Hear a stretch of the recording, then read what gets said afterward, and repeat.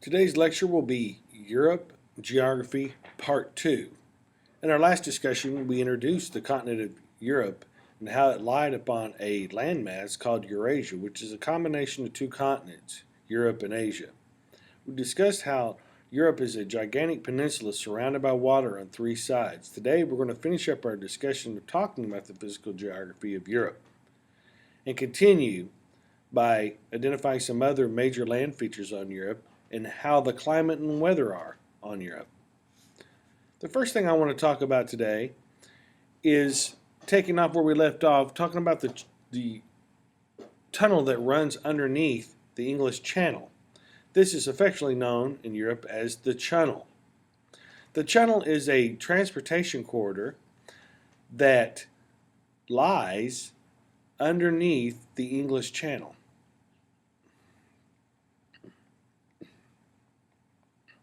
Now, this transportation corridor contains railroad lines in which railroad cars can move from mainland Europe, the continent of mainland Europe, underneath the English Channel to the United Kingdom, or what we call England.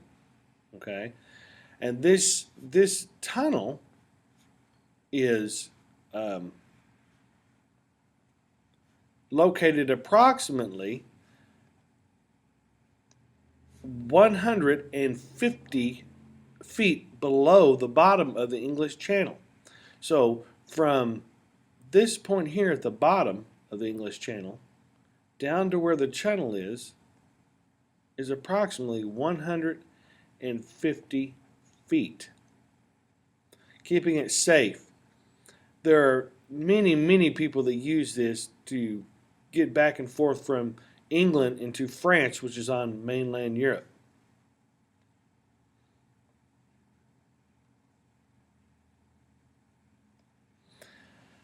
Another important land feature is the Strait of Gibraltar.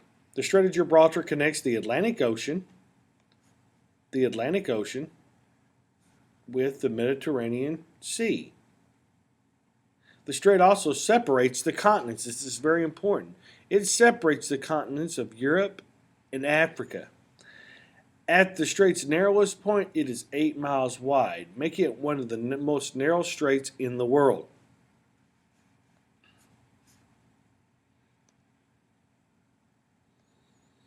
Here's a picture of the Strait of Gibraltar. Notice how narrow it is. And at this point right here, this would be 8 miles. Easily, you can see the other side. If you're standing in northern Africa, you can see the mainland continent of Europe by standing right here on the tip of the Strait of Gibraltar.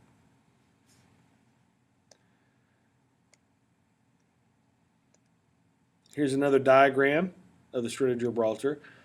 The Rock of Gibraltar, or Gibraltar itself, is actually an overseas territory of the United Kingdom, or England, and has been a part of England for 300 years. Which seems a little different because the actual Strait of Gibraltar is connected, or is an extension of Spain, another country in Europe. What makes Gibraltar unique is the only wild monkeys found in Europe live on the Rock of Gibraltar.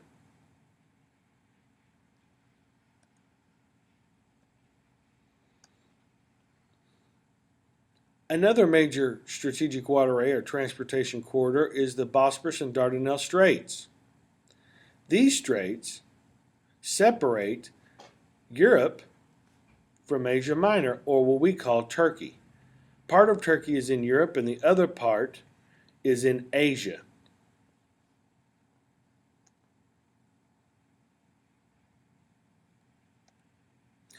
Some islands in northern Europe are Great Britain, which is part of the UK, Ireland, also part of the UK, Iceland, which lives up to its name of being very cold, Great Britain and Ireland, which are two major islands in the archipelago. Together they are called the British Isle. Now we just said we are discussing in geography that an archipelago is simply a group of islands. And we discussed many archipelagos in the other units that we have studied. Great Britain is the name of an island. The United Kingdom refers to a country that is located in Great Britain. On Great Britain. Great Britain is the name of an island. The United Kingdom refers to a country that is located on Great Britain and Ireland. The United Kingdom is composed of these following countries or areas: Wales, Scotland, England, and Northern Ireland.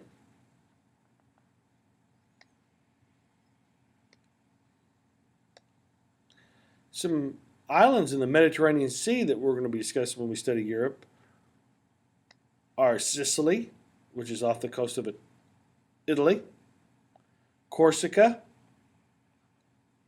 Sardinia, and Crete, which is very close to Turkey.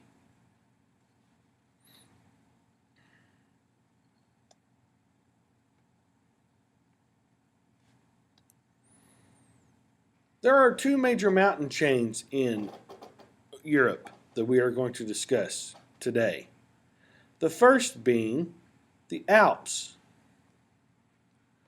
The Alps are located in northern Italy, Switzerland, Austria, and France. The Alps are not very long, and the tallest mountain is Mount Blanc at 15,774 feet.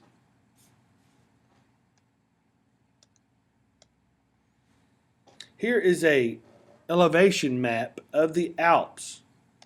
Notice we have Austria and Switzerland appear. We have Italy here and France over here. Notice this chain is not very long. And like I said before, we're discussing two major mountain chains in Europe today. Here's a beautiful panoramic view off of a mountain chalet in the Alps. The Alps is very well known across the world as a place for skiing and tourism. It's very important to this area in the Alps. Northern Italy, France, Australia, and Switzerland.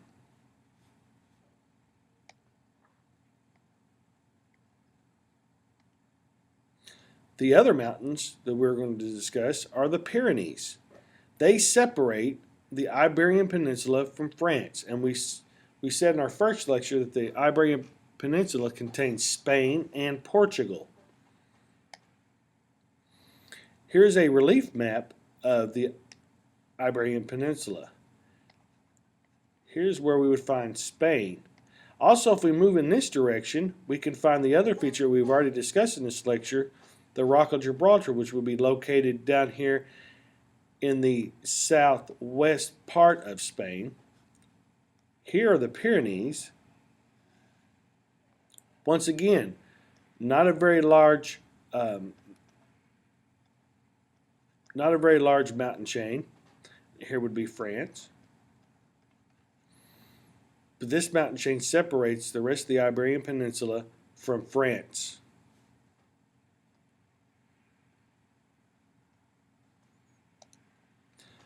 Now I would like to talk about the climate and vegetation of Europe.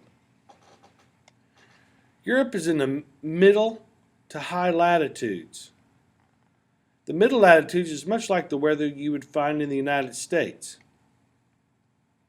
The high latitudes tend to be a little bit colder or cooler. Therefore, Europe has many different types of climates. Northern Europe is where the tundra or frozen ground is located in countries such as Norway, Sweden, Finland. These countries can have extreme cold temperatures. and even some subarctic climates are found here.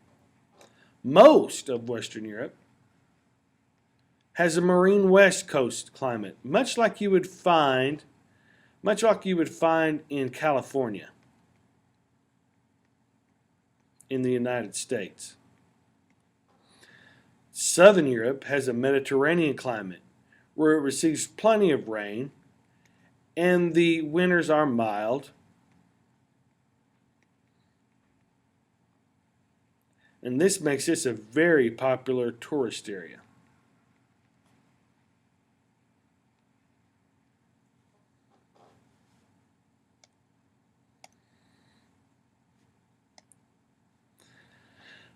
Wind currents and ocean currents have a large impact on the climate of Europe.